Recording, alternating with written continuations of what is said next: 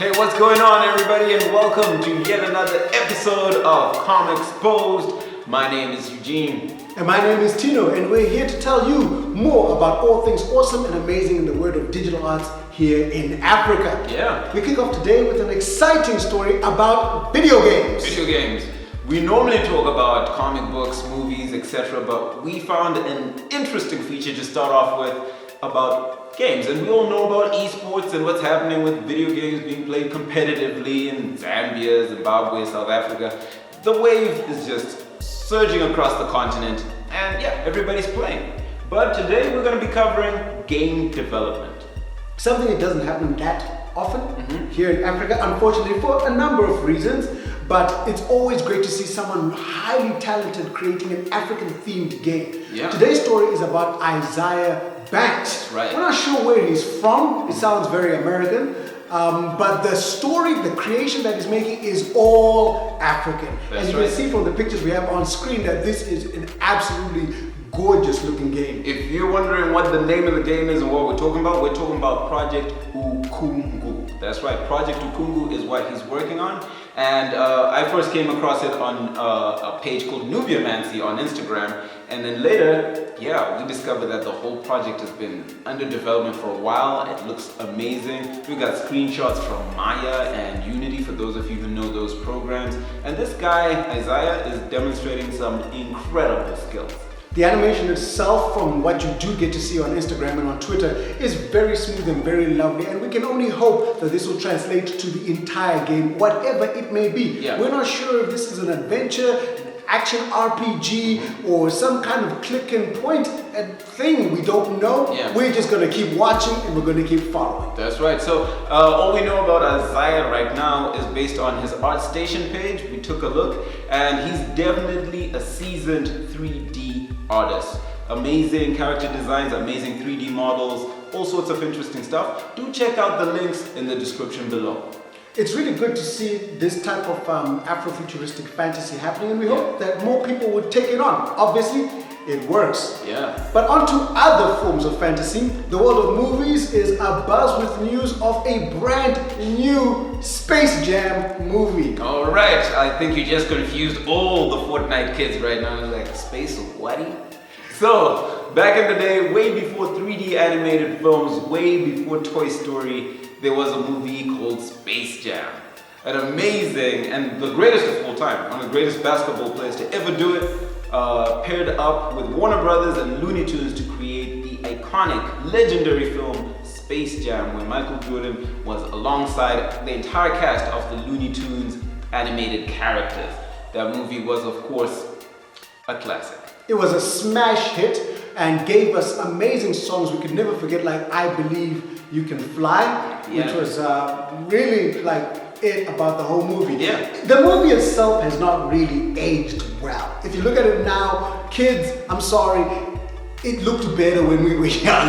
Yeah, but that brings us to the legacy of Space Jam and where it brings us today. It's a totally new generation, new players, new technology, and new creatives. So LeBron James, the man of the moment, the current GOAT, will be the star of this particular movie. It's a remake, I guess? It's a remake, and it's going to have, like the original, a host of other famous performers and stars featuring throughout the movie. Yeah. And it should be a pretty awesome thing. What I don't know is whether they're going to be giving us 2D characters like the original or 3D characters, or they're going to give us Sonic the Hedgehog. I don't know. Who knows? I mean, hey, technology has advanced so much since back then, and we saw what they managed to do with Spider-Man Into the Spider-Verse, even though that was a different studio.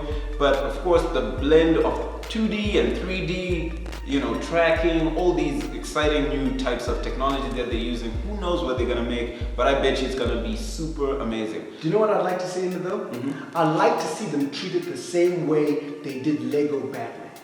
Everybody's in it. Because DC is Warner Brothers. Oh, yeah. So surely my man can feature right next to LeBron, my other guy. Yeah. It'll be fun. Speaking of the man, Ryan Coogler, the man behind Black Panther, the director of Creed and Creed 2, is actually taking up the role of producer and writer of this particular Space Jam. So that's pretty darn exciting because his track record is impeccable. This is LeBron's chance to become a superhero in one sense or another. Yeah. And I think it's going to be spicy. It's going to be fun. Yeah. Do check out his tweet about it. He's ecstatic. It's probably coming up on screen right now. And yeah, look out for Space Jam.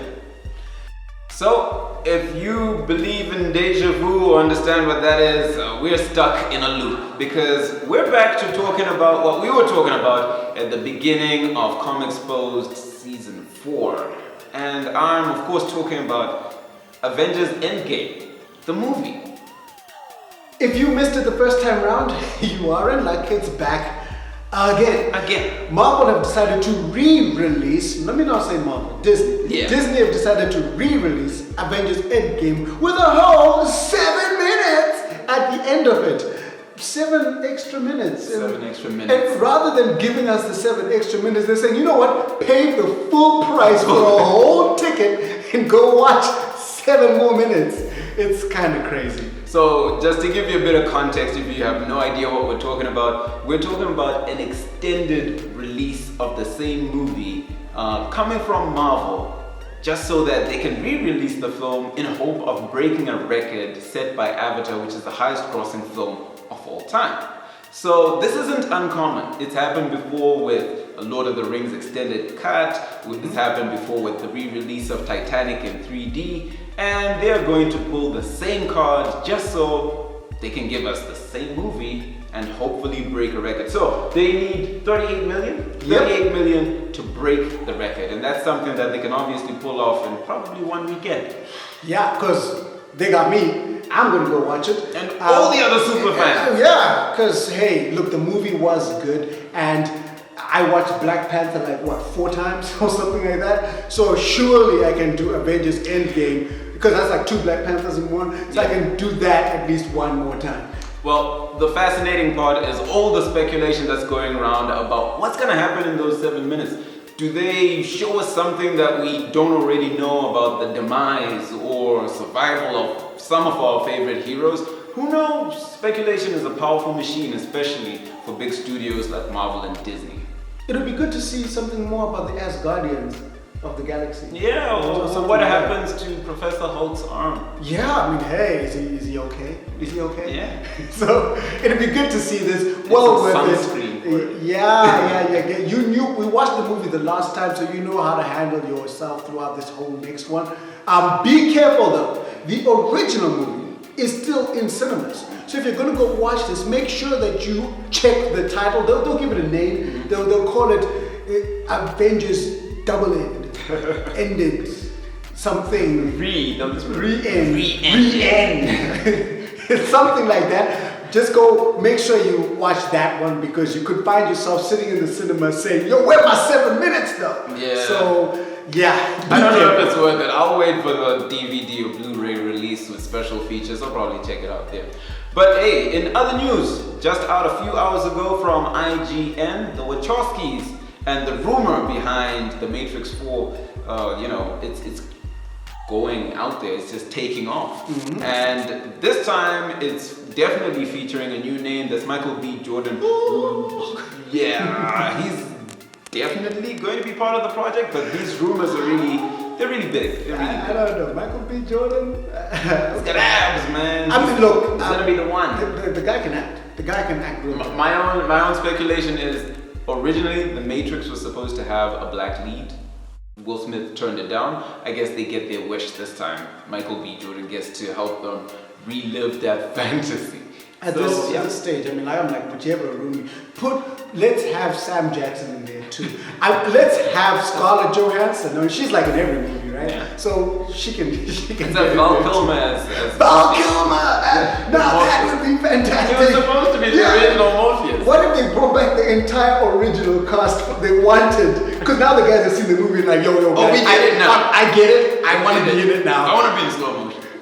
Yeah, let's have Will Smith as a cameo as Genie in Matrix. Who would be great.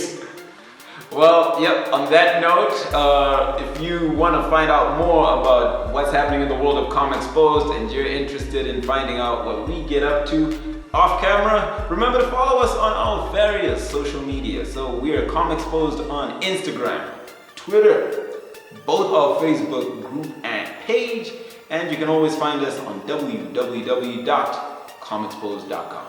Make sure that you subscribe. The bell is right up there, and so that you can get notifications of when we are making all this noise. Otherwise, you can catch me on ink_glare. It's here somewhere, right? Yes, it's somewhere here. And I am, of course, Eugene_Ramirez. Thank you so much for joining us this week. Until next time, believe in yourself.